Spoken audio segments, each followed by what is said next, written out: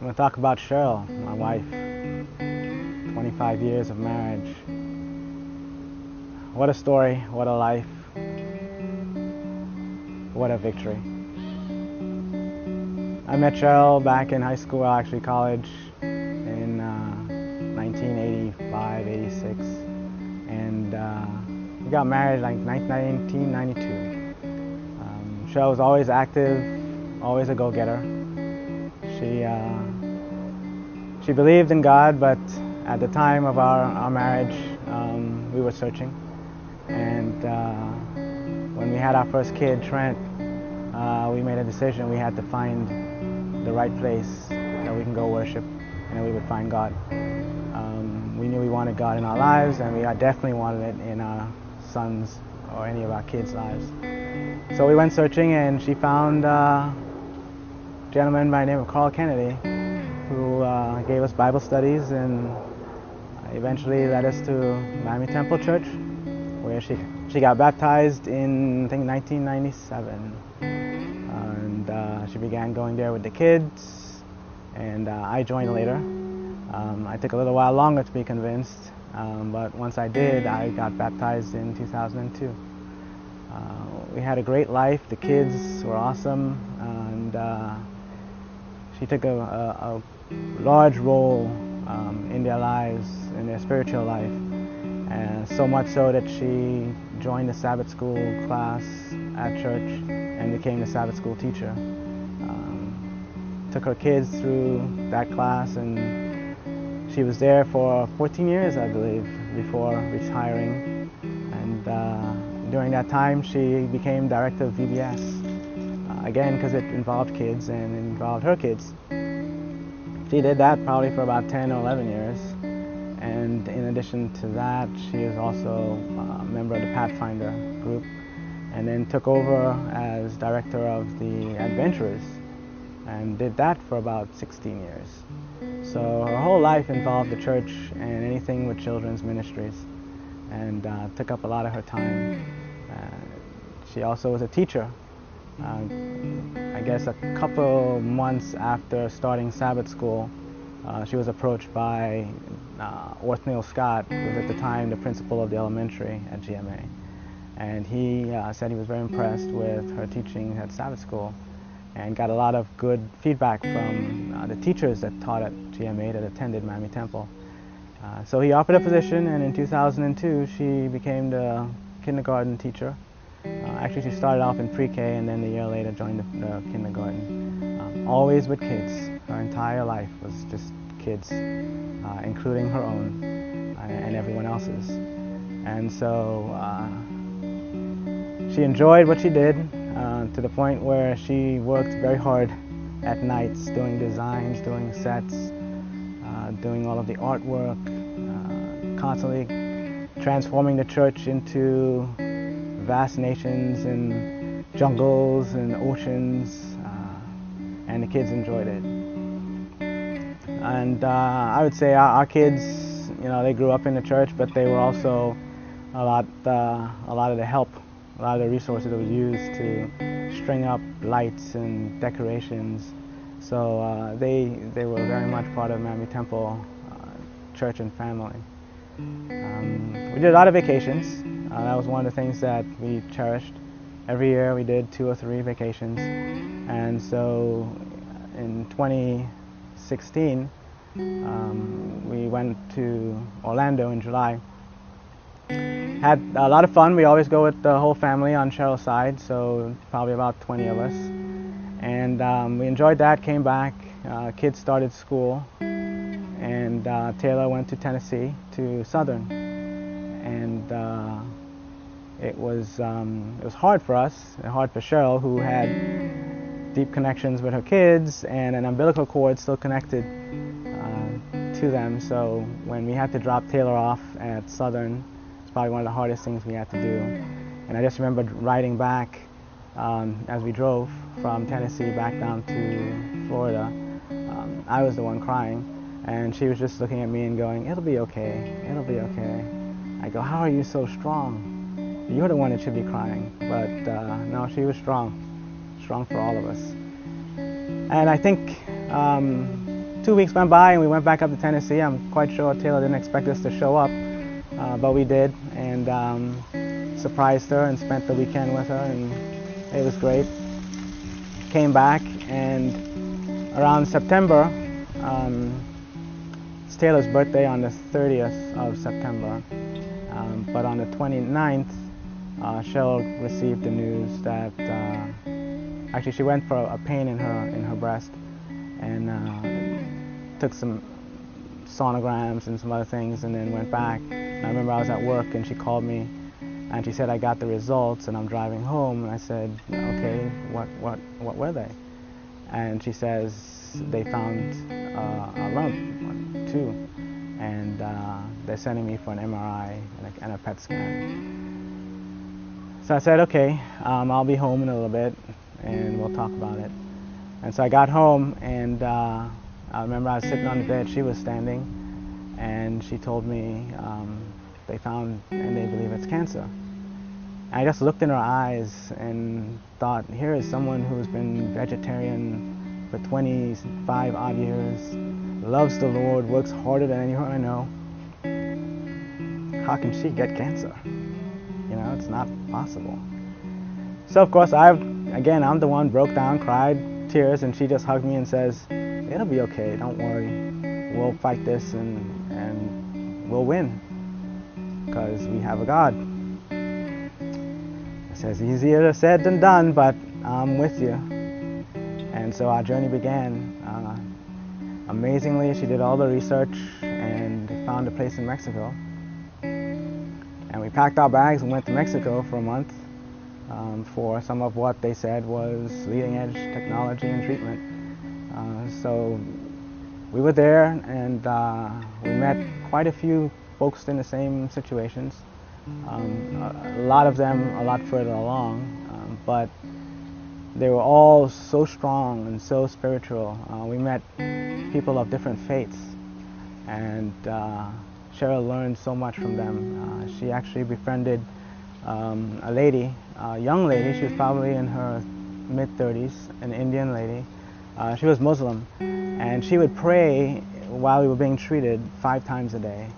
And she wore a little beaded band on her hand, and Cheryl was very fascinated with it and said, so what is that? She goes, well, I use that to remind me where I'm at in my prayers. And so as we go through the day and as I pray, I just move my hand along the beads. And Cheryl thought to herself, wow, we as Christians can't even take the time to pray once a day. And here's someone else, you know, dedicating her time and her prayers to God, her God, our God, it's the same God, 5 times a day. So they became really good friends, and when she left, the lady gave her the beads, and that really touched Cheryl. And she said, you know, if anything, we met people that changed our lives here, and likewise we had a lot of folks tell us that through Cheryl, they increased their faith. So I guess there was a reason for us to be there, in addition to getting treatment and knowledge. So we came back, end of the year, November, and she came back with a suitcase full of pills and medications, which all made her sick. And I guess early January, we were supposed to take these pills, and then in February, March time frame, we would plan a trip back to Mexico for the second set of treatment. So Cheryl didn't believe in putting anything toxic in her body. She honestly thought and believed that her body was a temple of the Holy Spirit, and that the only thing that would go into it is God. So she wanted to stay as natural as possible. Anything that was like chemo or radiation, she was not interested in doing. And she was very adamant about it, and so that's what we chose, and that's what she did. So when we returned from Mexico, again, we came back with a suitcase of pills, and they all made her sick, and she struggled through it. And I believe in February, March time frame, we're supposed to go back for a second round of treatment, again, all natural in Mexico. But we had not seen any improvement. In fact, we saw increased growth. So we spoke to a lot of other folks that attended the same place, and they too were not convinced to go back. So we decided not to go back and prayed about it, and the Lord led us to a natural doctor in Tampa who gave us a different program, and so we followed that for quite a bit, and that one seemed to be working and driving us forward. All through the process, we continued to get affirmations from folks that were given messages that Cheryl would live and that she would not die. We got passages in the Bible, Psalms, passages, again, that would say, "You shall surely not die, but testify of my great works." So we honestly believed in our heart that, this was just a journey that we would go on. We would experience, we would meet people, we'd share our challenges, but in the end, this would all go away and be behind us at some point in life, in time. And she always expected that her 50th birthday party, which was June 12th last year, that she would have that as well as a victory party from being cured. So she lived for that, and that was her goal, and she never let it go. But she had some challenges in her family that always plagued her and kept her from growing, I think, beyond where she was with her children and the ministries and the church. And I believe the Lord worked it out that she and her mom would settle a lot of issues that they had as when she was a kid. And I have a picture of them where they're actually embracing on the couch, both ill, and her head in her mom's bosom, and they basically just held each other for a long period of time. And that was, to her, to Cheryl, one of her greatest moments. Unfortunately, her mom passed away maybe about a week later, believe it or not. So she did get the time to spend with her and did make amends for things that honestly were way back in her childhood that she had thought she had gotten over. And she also, I think, in her struggles, brought the rest of the family together, and even her siblings closer to God, I believe. It was amazing to see their support and the way they really cared, and they prayed, and they started every night prayer vigil to her, and they were fasting. It was incredible to just see the changes and transformations in people all around us. Again, still on that hope that one day Cheryl would stand up in front of an audience and give her testimony. So about April timeframe, again, we saw no improvements and really started to panic. So we looked to a close friend of hers who was a naturopathic doctor and sought her help. And so we went to Jamaica. And in Jamaica, we stayed at the facility where we got all kinds of great treatment and lots of love and lots of spiritual support. We had a visit by one elder of a church that came by bus at about 9:30 at night and sat down with us, and she said on the bus that the Lord gave her a passage that she wanted to share, and it was Psalms. And again, it was the one where it says, "You shall not surely die, but testify of my great works." And she held on to that, and the elder told us some things that we would have to do in our family life, which was very interesting because she talked about me mostly and not Cheryl, and the kids and my position in the family as a priest, which was a little mind-blowing that she would mention these, because this has always been a struggle. Cheryl's always been the priestess in the family. And so we listened and we took heed, and we decided to stay an extra week, and we came back and we started our own maintenance of the program. And it was working for a while. We saw great improvements, and then things just started to go downhill, and it was faster than anyone had expected.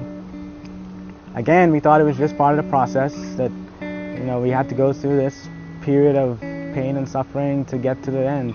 the victory. And so we kept the faith and kept going. Eventually, things got really worse. We had to get hospice or medical staff at the house to take care of her. And then finally it all ended at Baptist Hospital when Irma came by. But the way it worked out, honestly, God had His hand in it, because that Friday before the storm, I think the storm was scheduled to hit Sunday morning. It was still a Category 3 or 4. Our house was being battened up. We were putting up the shutters, and I remember Cheryl sitting in the room, and she's being very patient because, of course, I had to take care of her and make sure that her wound is dressed and everything else. And she was coloring, of all things. And so after it was all done, my mom called and said, "Do you know that you're in an evacuation zone?" I said, "No, I didn't think so, because we've never been in an evacuation zone. We're far west." And she said, no, they just said it, and if you're in an evacuation zone, emergency services will not answer the call. So I panicked a little bit, thinking, well, how am I going to stay in the house if I do have to call 911 and they don't answer? That would not be a good thing. So I decided to go to my mom's house, which was not an evacuation zone. It was about 15 minutes away.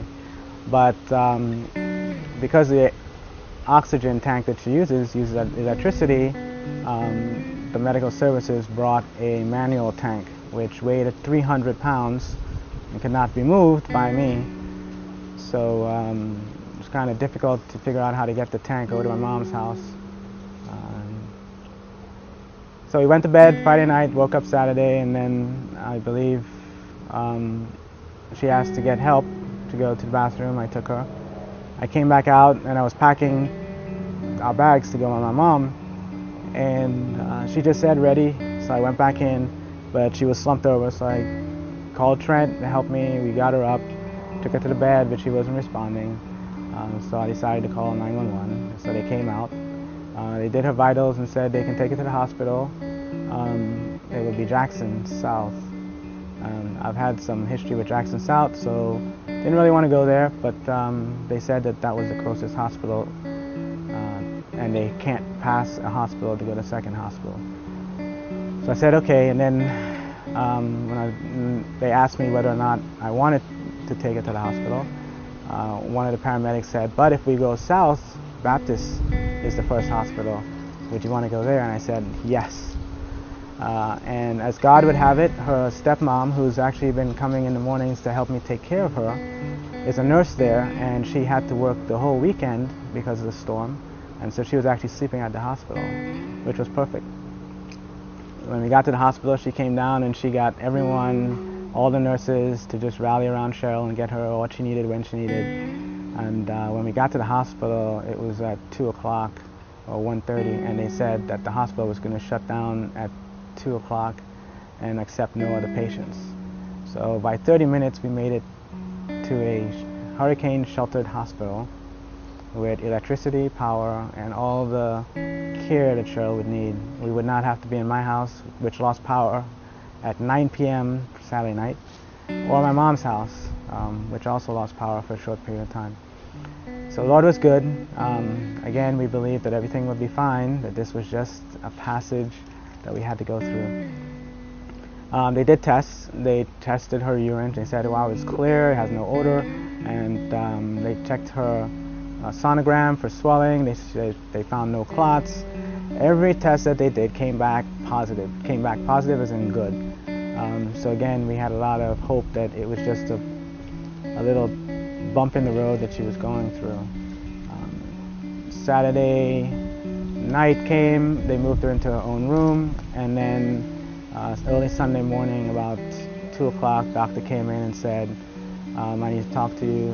It was a young doctor, maybe in his 30s, and he said basically what she has is terminal, and there's two methods I can do. One is to just maintain her and keep her comfortable, or what they call, I guess, drastic measures, which means they'll try to resuscitate. Knowing Cheryl and knowing how she is, she would not have wanted to be on any machines. Also, the doctor said that most likely to resuscitate, they would have to break some ribs because of the compressions, and honestly, Cheryl would not be able to survive that. So the hardest decision I ever made was to do the maintenance. All through this time, Cheryl was barely responding, and the nurse kept asking her, was she in any pain, and she would just smile, however she can smile, and just say, no pain. And they still gave her the morphine only because of gag reflexes and some other things they said, but she never felt any pain. If you knew Cheryl, she's always been tough. You never know she was in pain. But throughout this journey, she had excruciating pain, and it was very difficult for her at times, where she would be on the floor because she couldn't sit on the bed and just in pain and curled up in a ball. But for her to sit now and tell the nurse that no, I'm not in any pain, was unbelievable. So then around Sunday at maybe midday, really began to see the machines and the readings go down, and then she passed away at 2:21 that Sunday up Irma. So I guess the storm came and Cheryl went, but she was peaceful. We prayed with her. We had a chaplain come in. He talked with her for a while, and she was very peaceful. It was very quiet, very quick, and I thank God for that. Even then, I was still in awe because I thought that this was never going to happen and that we were going to talk about this one day, but that day didn't come.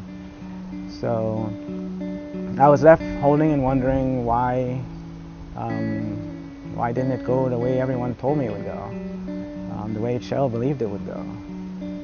But in my searching and crying, I realized that when God talks about death in the Bible, it's not the physical. It's not the death of the sleep that we go into, that we must all go into before He comes, but it's the final death, because that's the one that matters. That's the one we're all working toward victory for, that second death. And so I understood finally that she made peace with everything in her life that was a challenge, that was a thorn in her side, so that she could live past that second death. And so for that, I am thankful. For that, I am grateful to God. I'm grateful for my kids, who is amazing and has handled this so well. And again, I attribute that to the church family that came out and ministered to us and brought us food and really prayed and just was always there. I attribute it to our family, who was always there to support, always there to provide. It's amazing, you ask where's God in all this, and you sit back and say, He's in all of you guys. He is in everybody. And He showed Himself through everybody. And that's what keeps me going. Everybody.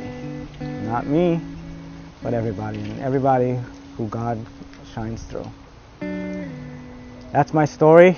And I hope for those that are going through similar, that they will look to God and that they will hold tight and cling and know that ultimately He will prevail. He's already won the battle, and we are His. And so if you believe and give yourself to God, He will do all the rest. Thanks.